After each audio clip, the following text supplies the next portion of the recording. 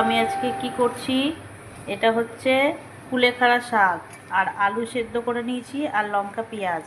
দেখেছো ফ্রেন্ডস? এবার একটু সর্ষের তেল দেবো, নিয়ে আমি এটা এখন মাখবো। সর্ষের তেল দিলাম, তো আমি এবার এটাকে সর্ষের তেল নুন দিয়ে সুন্দর করে মেখে চটকে নিচ্ছি। দেখো কেমন, দেখো আমার মাখা হয়ে গেল। এই যে কুলেখাড়া শাক আর আলু সেদ্ধ কেমন হয়েছে দেখো, খুব সুন্দর হয়েছে না?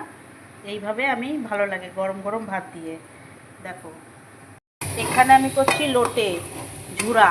এখানে আমি লাস্টে টমেটোটা দিই, কারণ জল ছাড়ে তো টমেটোটাতে, মাছে অনেক জল ছাড়ে, তাই টমেটোটা এই যে এবারে এর সাথে সিদ্ধ হয়ে যাবে। দেখো এটা হচ্ছে লোটে ঝুড়ো। তো লোটে মাছটা কে কে খেতে ভালোবাসো? আমি তো ভীষণ ভালোবাসি।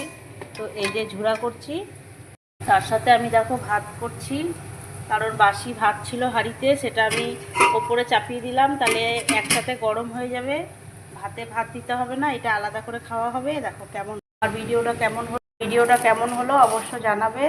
এইটা কেমন হয়েছে, এখনও অনেক রান্না বাকি আছে, তো তোমাদের এটুকু দেখালাম, আর সময় নেই, তো ঝটপট রেসিপি দেখে নাও।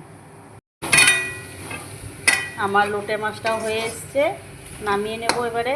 আর দারুণ টেস্ট লাগে, একটু নামাবার সময় ধনেপাতা দেবো, যা লাগবে খেতে। ও একবারে জমে ক্ষীর। টাটা বন্ধু, বাই বাই। অনেক ভালোবাসা অবিরাম তোমাদের সবাইকে। ভিডিওটা অবশ্য দেখবে, একটা লাইক, একটা কমেন্ট, একটা শেয়ার করার জন্য একটু অনুরোধ।